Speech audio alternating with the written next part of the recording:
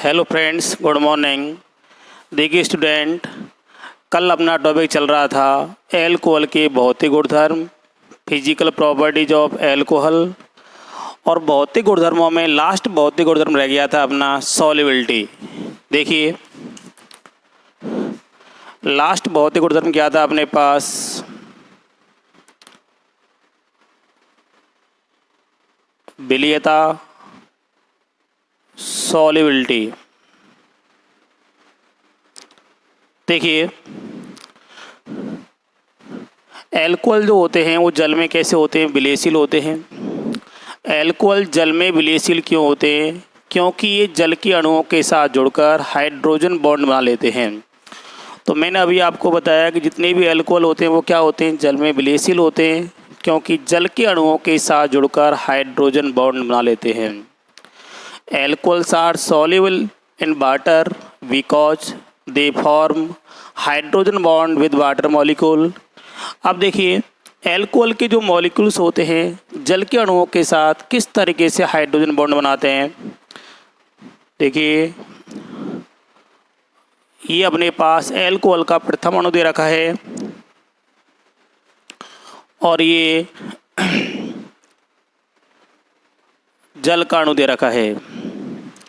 इसी तरीके से ये जो क्रम होता है आगे तक इस तरीके से चलता रहता है।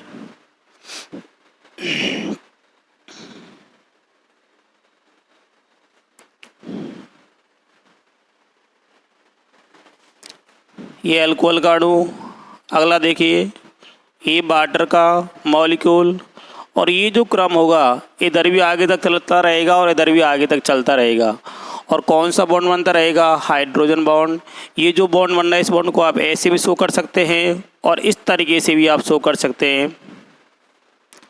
ये जो बॉन्ड बन रहा है इसका नाम क्या होता है, हाइड्रोजन बॉन्ड।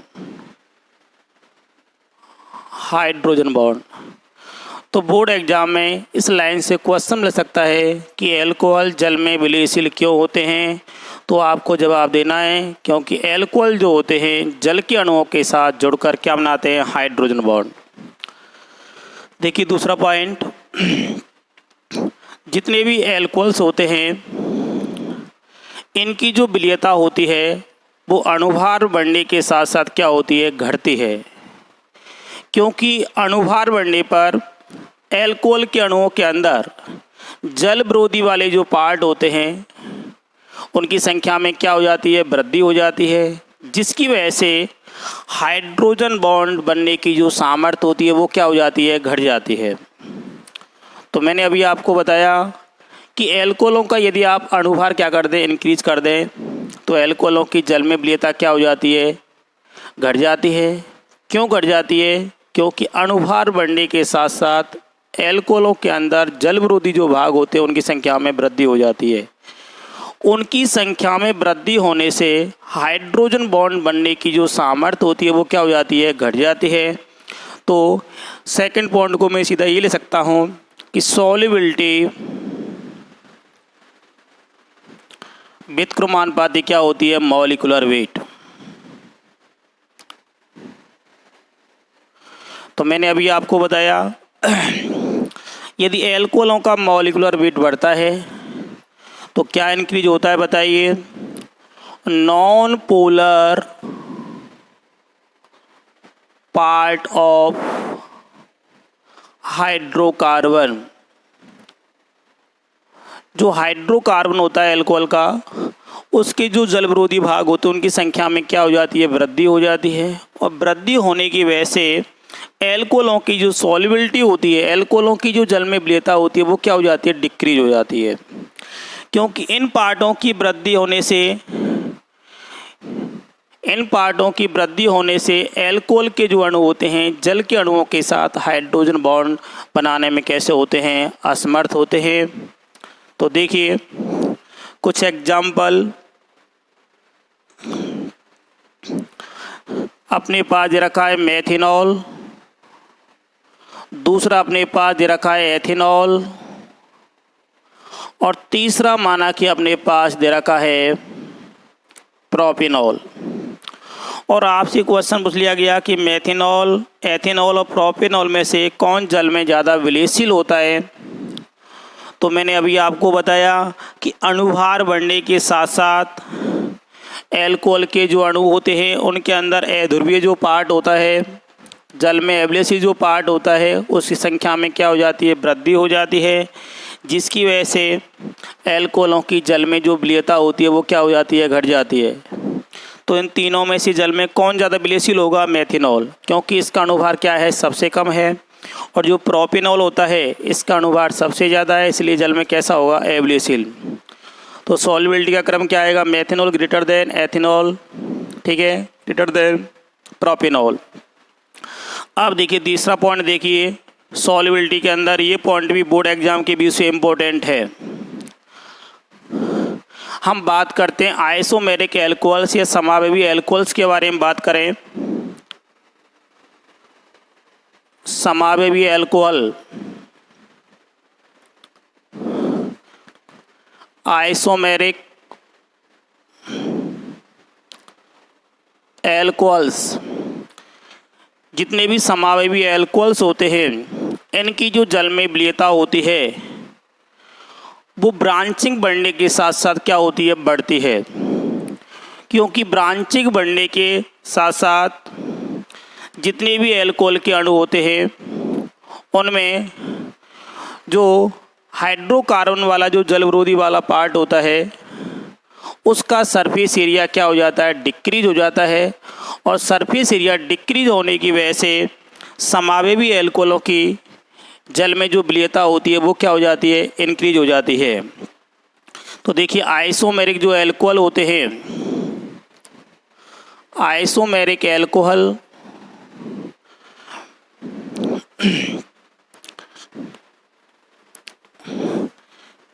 आइसोमेरिक जो एल्कोहल्स होते हैं इनकी जो जल में विलेयता होती है उसको हम जनरली किस तरीके से शो कर सकते हैं।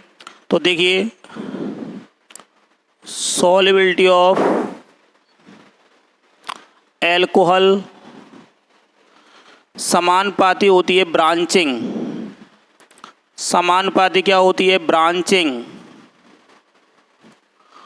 और व्युत्क्रमानुपाती होती है surface area of non polar part. तो देखिए जितने भी समावेवी एल्कोहल होते हैं उनकी यदि ब्रांचिंग बढ़ती है तो ब्रांचिंग बढ़ने के फलस्वरूप क्या होता है कि जो अध्रुवीय वाला पार्ट होता है, जो नॉन पोलर वाला पार्ट होता है, उसका जो सरफेस एरिया होता है, पृष्ठीय जो क्षेत्रफल होता है वो क्या हो जाता है, डिक्रीज हो जाता है। इसलिए समावेवी जो एल्कोहल होते हैं उनकी जो सॉल्युबिलिटी होती है वो क्या हो जाती है, इंक्रीज हो जाती है।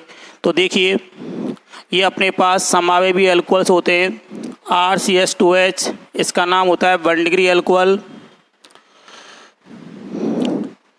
ये होता है अपने पास 2 डिग्री एल्कोहल और ये होता है अपने पास 3 डिग्री एल्कोहल। अब देखिए इसका नाम क्या है, 1 डिग्री एल्कोहल।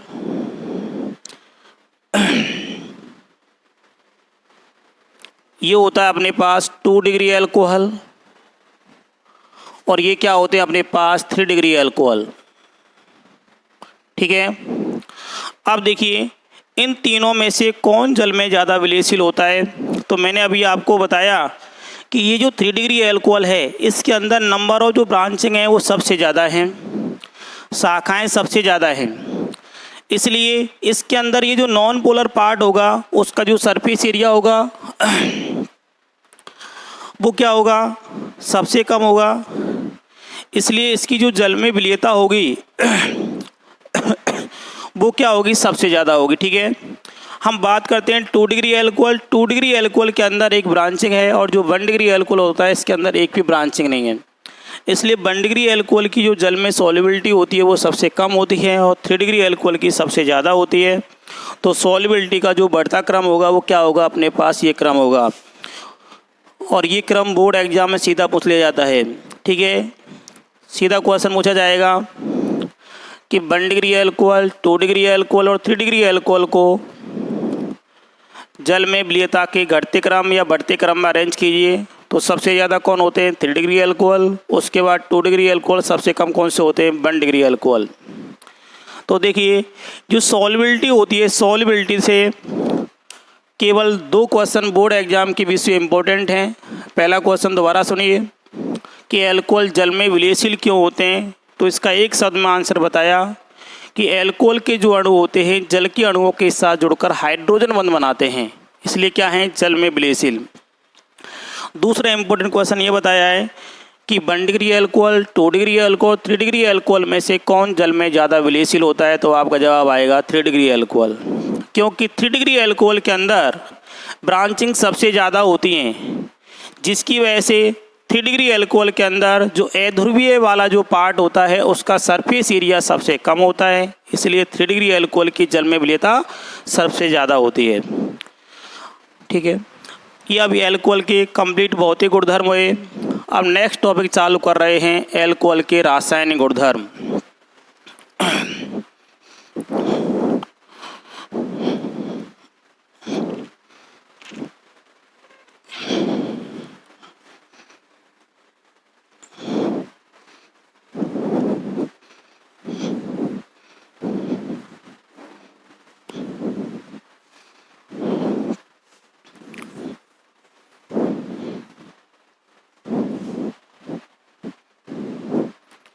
देखिए नेक्स्ट टॉपिक है केमिकल प्रॉपर्टीज ऑफ एल्कोहल।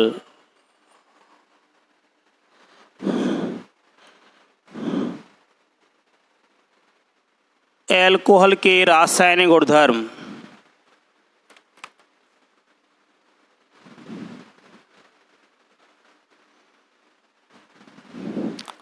देखिए एल्कोहल के जो रासायनिक गुणधर्म होते हैं, एल्कोहल जनरली 4 प्रकार की केमिकल रिएक्शन शो करते हैं।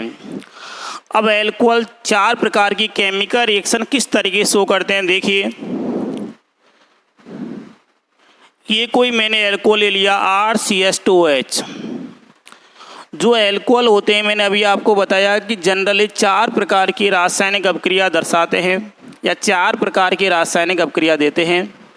अब 4 प्रकार की जो रासायनिक अभिक्रिया होते हैं एल्कोहल किस तरीके से देते हैं, देखिए सबसे पहले क्या होता है कि एल्कोहलों के अंदर ये जो ऑक्सीजन हाइड्रोजन बॉन्ड जो होता है इसका क्लीवेज हो सकता है, अर्थात ऑक्सीजन हाइड्रोजन बॉन्ड टूट सकता है।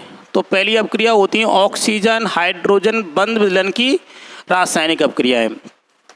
दूसरी जो रासायनिक अभिक्रिया होती है ये जो कार्बन ऑक्सीजन बॉन्ड होता है ये भी टूट सकता है। तो दूसरी अभिक्रिया कौन सी हो गई, कार्बन ऑक्सीजन बंध विलयन की अभिक्रियाएं। तीसरी जो रासायनिक अभिक्रियाएं होती हैं ये बॉन्ड यहाँ से टूट सकता है और ये बॉन्ड यहाँ से टूट सकता है। तो इधर तो क्या बच गया एल्किल ग्रुप और इधर क्या बच गया अपने पास OH ग्रुप। तो एल्किल एवं हाइड्रोक्सी समूह की सम्मिलित रासायनिक अभिक्रिया है। और थर्ड जो होती है अपने पास ये जो एल्कोहल होते हैं, एल्कोहल में ये ऑक्सीजन जो एटम होता है इस पर क्या प्रेजेंट होते हैं लोन पेयर। तो लोन पेयर की उपस्थिति के फलस्वरूप होने वाली रासायनिक अभिक्रिया है। तो एल्कोहल जनरली 4 प्रकार की केमिकल रिएक्शन देते हैं। Alcohols are generally given 4 types chemical reaction. अब 4 प्रकार की रासायनिक अभिक्रिया किस तरीके से देते हैं मैंने चारों के नाम बताए। पहला बताया था ऑक्सीजन हाइड्रोजन बंध विलयन की अभिक्रियाएं due to cleavage of oxygen hydrogen bond. दूसरा मैंने आपको बताया कार्बन ऑक्सीजन बंध विलयन की अभिक्रियाएं due to cleavage of carbon oxygen bond. Third अभिक्रिया मैंने आपको बताई एल्किल और हाइड्रोक्सी समूह की सम्मिलित अभिक्रियाएं। तो reactions involving both alkyl group as well as hydroxy group. और थर्ड मैंने आपको बताई थी कि ऑक्सीजन परमाणु पर उपस्थित लोन पेयर की रासायनिक अभिक्रियाएं। तो reactions involving lone pair present on oxygen atom of hydroxy group. तो एल्कोहल कितने प्रकार की रासायनिक अभिक्रिया देते हैं, 4 प्रकार की रासायनिक अभिक्रिया। और इन चारों प्रकार की जो रासायनिक अभिक्रिया इनका जो डिस्कस होता है एक एक करके करते हैं। देखिए पहले मैं आपको बता रहा हूँ फर्स्ट दे रखी हैं हाइड्रोजन ऑक्सीजन,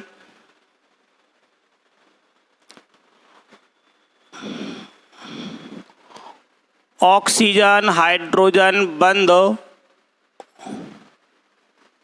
विदलन की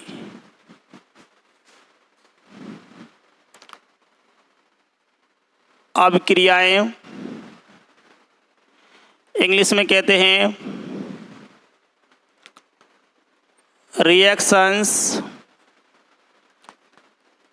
involving cleavage of oxygen hydrogen bond. अब देखिए ऑक्सीजन हाइड्रोजन बंध विदलन की जो रासायनिक अभिक्रियाएं होती हैं ये किस तरीके से प्रोसीड होती हैं। देखिए ये मैं आपको मूल रासायनिक अभिक्रिया बता रहा हूँ। माना कि ये कोई अपने पास एल्कोहल दे रखा है RCH2OH, ये कोई अपने पास एल्कोहल दे रखा है। इस एल्कोहल में जब इस ऑक्सीजन हाइड्रोजन बॉन्ड का क्या होगा, विदलन होगा, ऑक्सीजन हाइड्रोजन बॉन्ड टूटेगा तो देखिए अपने पास क्या बनेगा RCH2O- और H+। ठीक है, तो देखिए इन रासायनिक अभिक्रियाओं में क्या मुक्त हो रहे हैं, प्रोटॉन मुक्त हो रहे हैं। इसलिए ये जो रासायनिक अभिक्रियाएं होती हैं एल्कोहल की अम्लीय प्रकृति को दर्शाने वाली अभिक्रियाएं होती हैं। पहली बात तो क्योंकि इन रासायनिक अभिक्रियाओं में क्या मुक्त होते हैं, प्रोटॉन, और वे पदार्थ जो प्रोटॉन देते हैं वो क्या होते हैं, एसिड होते हैं। ठीक है, क्या होते हैं, एसिड। एक वैज्ञानिक था, हमने 11th क्लास में पढ़ा था, Brønsted-lorry acid base concept. Brønsted-lorry acid base concept क्या कहती है कि वे पदार्थ जो प्रोटॉन को डोनेट करते हैं वो क्या होते हैं, एसिड होते हैं, और वे पदार्थ जो प्रोटॉन को एक्सेप्ट करते हैं, प्रोटॉन को क्या करते हैं, ग्रहण करते हैं, वो क्या होते हैं, बेस होते हैं। तो ये जो एल्कोहल हैं ये क्या डोनेट कर रहे हैं, प्रोटॉन, तो क्या है, एल्कोहल जो होते हैं वो क्या होते हैं, ब्रॉन्स्टेड एसिड होते हैं। दूसरी पॉसिबिलिटी देखिए कि इन रासायनिक अभिक्रियाओं में जो इंटरमीडिएट बनता है वो क्या बनता है, कार्ब एनायन। ये क्या है, कार्ब एनायन। क्या है, कार्ब एनायन। क्लियर। और हमने जनरली 11वीं क्लास में पढ़ा है कि कौन सा कार्ब एनायन मोर स्टेबल होता है, तो 1 डिग्री कार्ब एनायन जो होता है वो 2 डिग्री कार्ब एनायन से ज़्यादा स्टेबल होता है, 3 डिग्री कार्ब एनायन से ज़्यादा स्टेबल होता है। ठीक है, तो इन रासायनिक अभिक्रियाओं की जो रिएक्टिविटी होगी वो किसके समानुपाती होगी, स्टेबिलिटी ऑफ कार्ब एनायन। ठीक है, तो देखिए रिएक्टिविटी ऑफ एल्कोहल। ठीक है, इन रासायनिक अभिक्रियाओं के प्रति जो एल्कोहल की क्रियाशीलता होती है, एल्कोहल की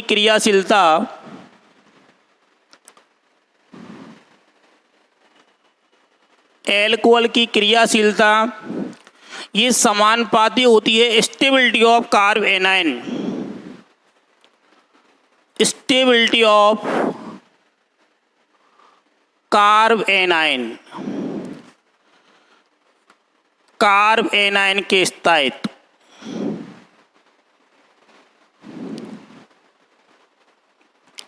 और 11वीं क्लास में मैंने अभी आपको बताया कि कौन सा कार्ब एनायन मोर स्टेबल होता है, तो 1 डिग्री। ठीक है, इसलिए कौन सा एल्कोहल ज़्यादा रिएक्टिव होगा, 1 डिग्री एल्कोहल। कौन सा होगा, 1 डिग्री एल्कोहल।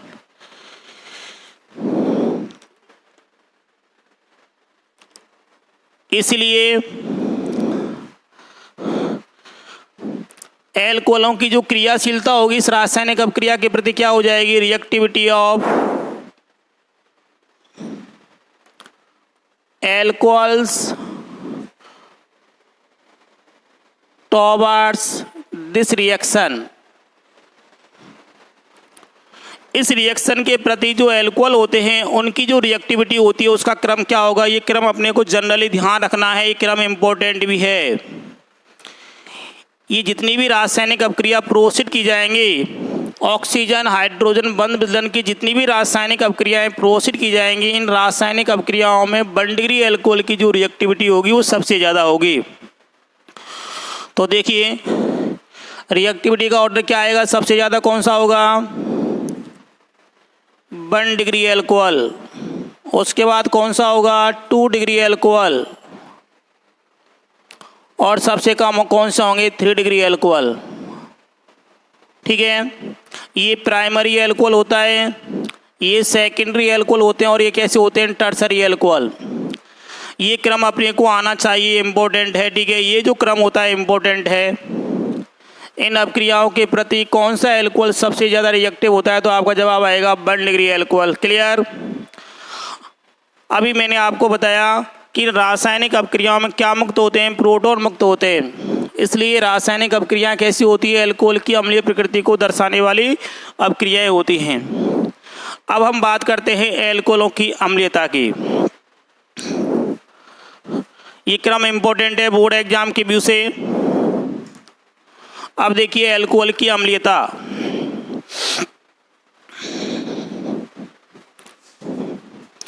एल्कोहल की अम्लीयता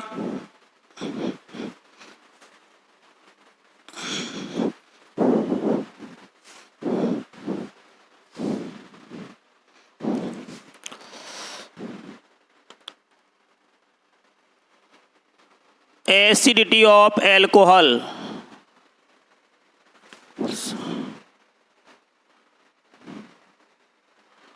एल्कोहल की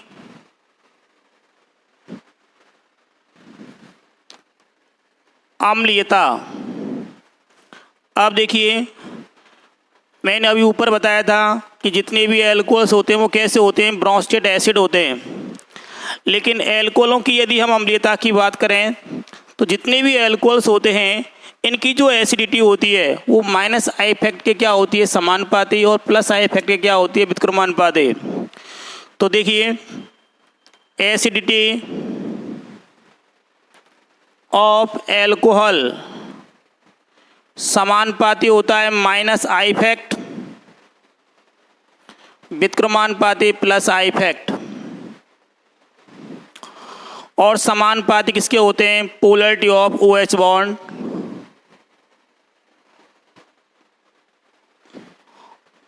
पोलरिटी ऑफ OH बॉन्ड।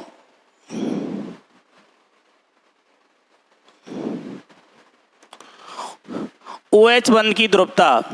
तो ये अपने को एसिडिटी में ये संबंध अपने को जनरली ध्यान रखना है। तो देखिए मैंने अभी आपको बताया कि एल्कोहलों की जो अम्लीयता होती है माइनस आई इफेक्ट के समानुपाती होती है, प्लस आई इफेक्ट की व्युत्क्रमानुपाती, और OH बंध की जो ध्रुवता है उसके समानुपाती होती है। इसको हम किस तरीके से एक्सप्लेन करते हैं, देखिए मैंने अभी आपको बताया ये अपने पास समावेशी एल्कोहल दे रखे हैं RCH2OH। RCH2OH इसका नाम 1 डिग्री एल्कोहल होता है। ये अपने पास होता है 2 डिग्री एल्कोहल, और एक होते अपने पास ये 3 डिग्री एल्कोहल। ठीक है, अब देखिए एल्कोहलों में ये जो एल्किल ग्रुप होता है इसका हमेशा प्लस आई इफेक्ट होता है। प्लस आई इफेक्ट को कहते हैं इलेक्ट्रॉन डोनेटिंग ग्रुप।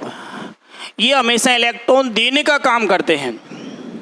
इंग्लिश में इनका नाम इलेक्ट्रॉन डोनेटिंग ग्रुप, हिंदी में इनका नाम इलेक्ट्रॉन प्रतिकर्षी ग्रुप भी होता है।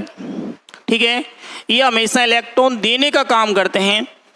ये 1 डिग्री एल्कोहल है, इसे कहते हैं हम प्राइमरी एल्कोहल। प्राइमरी एल्कोहल, इसके अंदर केवल प्लस आई ग्रुप दर्शाने वाला एक ग्रुप होता है। इसकी वजह से क्या होता है कि इस ऑक्सीजन परमाणु पर इलेक्ट्रॉन डेंसिटी क्या हो जाती है, बढ़ जाती है, जिसकी वजह से क्या होता है कि ये जो OH बॉन्ड होता है इसकी पोलरिटी क्या हो जाती है, कम हो जाती है, जिससे इसमें से प्रोटॉन निकालना क्या हो जाता है, कठिन हो जाता है। दूसरा देखिए 2 डिग्री एल्कोहल जो होता है, सेकेंडरी जो एल्कोहल है, सेकेंडरी एल्कोहल, इसके अंदर प्लस आई ग्रुप वाले 2 ग्रुप हैं। इसका भी प्लस आई होता है और इसका भी प्लस आई होता है। ठीक है। इसकी वजह से क्या होता है, प्राइमरी अल्कोहल की तुलना में इस ऑक्सीजन परमाणु पर इलेक्ट्रॉन डेंसिटी और बढ़ जाती है, इलेक्ट्रॉन घनत्व और बढ़ जाता है, जिसकी वजह से क्या होता है कि ये जो OH बॉन्ड होता है इसकी पोलरिटी प्राइमरी अल्कोहल तुलना में और डिक्रीज हो जाती है, यहाँ प्रोटॉन निकलना और भी कठिन हो जाता है। अब हम बात करते हैं 3 degree alcohol, tertiary alcohol. Tertiary alcohol, ठीक है, ये टर्सरी अल्कोहल दे रखा है। टर्सरी अल्कोहल के अंदर 3 अल्कोहल ग्रुप होते हैं, तीनों का क्या होता है, प्लस आई इफेक्ट होता है। ये भी अपना इलेक्ट्रॉन देता है, ये भी अपना इलेक्ट्रॉन देता है और ये भी अपना इलेक्ट्रॉन देता है। टर्सरी अल्कोहल के अंदर प्लस आई वाले 3 ग्रुप हैं, जिसकी वजह से क्या होता है कि इस ऑक्सीजन परमाणु पर इलेक्ट्रॉन जो डेंसिटी होती है सेकेंडरी अल्कोहल की तुलना में भी बढ़ जाती है।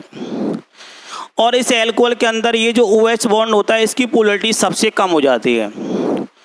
जब पोलरिटी सबसे कम हो जाएगी तो इसमें से इस प्रोटॉन का निकलना और भी कठिन हो जाएगा, इसलिए इसकी जो एसिडिटी होगी वो सबसे कम होगी। तो यदि हम बात करें कि प्राइमरी अल्कोहल, सेकेंडरी अल्कोहल और टर्सरी अल्कोहल में से कौन ज़्यादा एसिडिक होता है, तो आपका जवाब आएगा प्राइमरी अल्कोहल।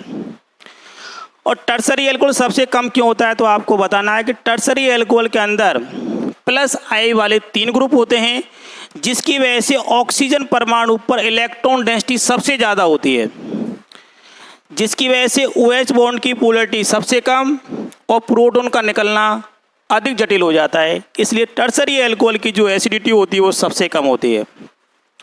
यदि हम एसिडिटी का घटता क्रम लिखें तो क्या आएगा, सबसे ज़्यादा 1 डिग्री अल्कोहल, उसके बाद सेकेंडरी अल्कोहल, सबसे कम कौन सा होगा, टर्सरी अल्कोहल। ठीक है, तो आपसे 1 degree alcohol, 2 degree alcohol, 3 degree alcohol को अम्लीयता के घटते क्रम या बढ़ते क्रम में आपसे अरेंज करवा सकता है। ठीक है, ये पॉइंट भी बोर्ड एग्जाम के व्यू से इम्पोर्टेंट है।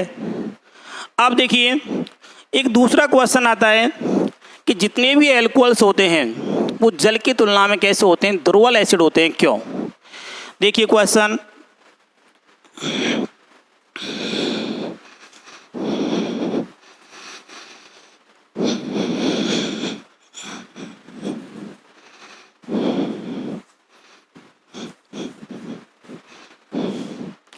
क्वेश्चन क्या दे रखा है, अल्कोहल जल की तुलना में दुर्बल अम्ल होते हैं। दुर्बल अम्ल होते हैं क्यों, ये क्वेश्चन है। ये भी बोर्ड एग्जाम में कभी कभार पूछ लिया जाता है। तो देखिए ये अपने पास अल्कोहल दे रखे हैं और ये अपने पास क्या दे रखा है, जल दे रखा है। मैंने अभी आपको बताया कि अल्कोहलों में ये जो अल्कोहल ग्रुप होता है इसका कौन सा इफेक्ट होता है, प्लस आई इफेक्ट होता है। और प्लस आई इफेक्ट होने की वजह से ये जो ऑक्सीजन परमाणु होता है इस पर इलेक्ट्रॉन डेंसिटी क्या हो जाती है, बढ़ जाती है, जिससे इस OH बॉन्ड की पोलरिटी क्या हो जाती है, घट जाती है और प्रोटॉन निकलना क्या हो जाता है, कठिन हो जाता है। इसलिए जितने भी अल्कोहल्स होते हैं वो जल की तुलना में कैसे हो गए, वीक एसिड। तो एसिडिटी का क्रम अपने पास आ गया, ROH less than H2O। Clear. लेकिन एक अपवाद भी होता है, हालांकि जो अपवाद है बोर्ड एग्जाम की बुक में नहीं दे रखा है, कंपटीशन एग्जाम में बन सकता है। ये जो मेथेनॉल होता है, ये जो मेथेनॉल होता है जल की तुलना में मोर एसिडिक होता है, क्यों। Methanol is more acidic then water भाई। तो इसका रीजन सुनिए, ये जो मेथेनॉल होता है इस मेथेनॉल के अंदर स्ट्रॉन्ग हाइड्रोजन बॉन्डिंग होती है और जो वाटर होता है इसके अंदर वीक हाइड्रोजन बॉन्डिंग होती है। इसलिए जो मेथेनॉल होता है उसकी एसिडिटी वाटर से क्या होती है, ज़्यादा होती है। तो ये अपवाद है। इसके अलावा जितने भी अल्कोहल्स होते हैं, 1 डिग्री अल्कोहल हो, 2 डिग्री अल्कोहल हो, 3 डिग्री अल्कोहल हो, उनकी जो अम्लीयता होती है वो जल की तुलना में क्या होती है, कम होती है। लेकिन मेथेनॉल की अम्लीयता किससे ज़्यादा होती है, H2O से ज़्यादा होती है, क्योंकि मेथेनॉल के अंदर स्ट्रॉन्ग हाइड्रोजन बॉन्डिंग होती है। लेकिन जो वाटर होता है उसकी मेथनॉल तुलना में कैसी होती है, हाइड्रोजन बॉन्डिंग वीक होती है। ठीक है, तो ये तो बात हुई एल्कोहलों की अम्लीयता के बारे में। अब बात करते हैं OH बंध विलयन की रासायनिक अपक्रियाएं। देखिए, पहली रासायनिक अपक्रिया, पहली जो रासायनिक अपक्रिया होती है वो दे रखी है सक्रिय धातुओं के साथ अपक्रिया। फर्स्ट, सक्रिय धातुओं के साथ अपक्रिया, सक्रिय धातुओं के साथ अपक्रिया, रिएक्शन विद एक्टिव मेटल्स। अब देखिए, सक्रिय धातुओं के साथ होने वाली जो रासायनिक अपक्रिया होती है ये एल्कोहलों की अम्लीय प्रकृति को दर्शाने वाली अपक्रिया होती है। लेकिन सक्रिय धातु कौन कौन सी होती हैं? तो एक इलेक्ट्रोकेमिकल सीरीज होती है। इलेक्ट्रोकेमिकल सीरीज में हाइड्रोजन से ऊपर आने वाली जितनी भी मेटल्स होती हैं उनका मानक अपचिन्न विभव, स्टैंडर्ड रिडक्शन जो पोटेंशियल होता है वो कैसा होता है, नेगेटिव होता है। और जिनका रिडक्शन पोटेंशियल नेगेटिव होता है वो सब कैसी होती हैं, एक्टिव मेटल्स होती हैं। अब देखिए एक्टिव मेटल कौन कौन सी हो सकती हैं अपने पास। एक्टिव मेटल्स लिथियम होती है, सोडियम होती है, पोटेशियम होती है, एल्युमिनियम, जिंक, ETC। इनमें से कोई भी जो धातु होगी यदि एल्कोहलों के साथ अपक्रिया करती है तो अपक्रिया करके बनाती है एल्कोक्साइड, और हाइड्रोजन गैस क्या करती है, लिबरेट करती है। देखिए कैसे, ये कोई एल्कोहल दे रखा है, ये अपक्रिया करता है, माना कि सोडियम धातु के साथ अपक्रिया कर रहा है, इसके भी मैंने 2 मूल ले लिए। अपक्रिया किस तरीके से होगी, क्योंकि इसमें से ये जो बॉन्ड है, कौन सी अपक्रिया पढ़ रहे हैं हम, ऑक्सीजन हाइड्रोजन बंध विलयन की अपक्रियाएं। इसमें से ये बॉन्ड क्या होगा, क्लीवेज हो जाएगा, ये बॉन्ड यहाँ से ब्रेक हो जाएगा और अपने पास क्या बनेगा, देखिए 2RONA, और क्या लिबरेट होगी हाइड्रोजन गैस। इसका क्या नाम होता है, सोडियम एल्कोक्साइड। क्या नाम है इसका, सोडियम एल्कोक्साइड। ठीक है, अब देखिए माना कि ये अपने पास कोई टर्सरी एल्कोहल दे रखा है, यह अपक्रिया करता है एल्युमिनियम धातु के साथ। अपक्रिया करने का तरीका वही रहेगा, ये बॉन्ड यहाँ से ब्रेक होगा और उत्पाद किस तरीके से बनेगा, देखिए CH3, CCH3, CH3, O का होल थ्राइस Al, और क्या लिबरेट होगी हाइड्रोजन गैस। ये जो अपने पास कंपाउंड बना है इसका नाम होता है एल्युमिनियम टर्सरी ब्यूटॉक्साइड। ठीक है, तो मैंने अभी आपको बताया कि एल्कोहल सीधी सक्रिय धातु sodium, lithium, potassium, aluminium, zinc के साथ अपक्रिया करते हैं, तो अपक्रिया करके हाइड्रोजन गैस लिबरेट करते हैं और क्या बनाते हैं, एल्कोक्साइड। ठीक है, इसलिए जो रासायनिक अपक्रिया होती है एल्कोहल की अम्लीय प्रकृति को दर्शाने वाली रासायनिक अपक्रिया होती है। ठीक है, देखिए सेकंड रासायनिक अपक्रिया बी जो होती है वो दे रखी है सोडियम हाइड्राइड के साथ अपक्रिया।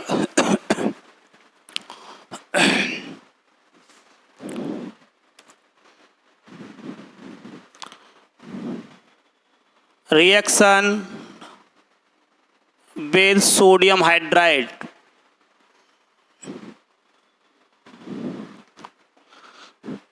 सोडियम हाइड्राइड के साथ अपक्रिया।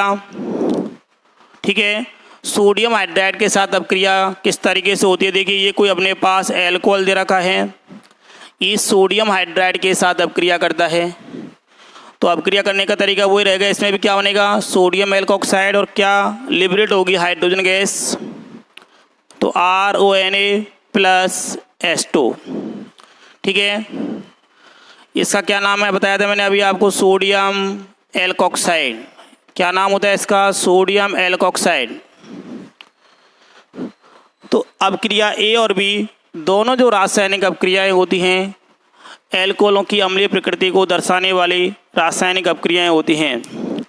नेक्स्ट रासायनिक अभिक्रिया कार्बोक्सिलिक अम्लों के साथ दे रखी है। अगली दे रखी है एसिटिलीकरण अभिक्रिया दे रखी है, या एसिडीकरण अभिक्रिया दे रखी है, और उससे अगली दे रखी है ग्रिन्यार अपकर्मक के साथ अभिक्रिया। उनका जो डिस्कस होगा कल नेक्स्ट वीडियो में किया जाएगा। Thank you.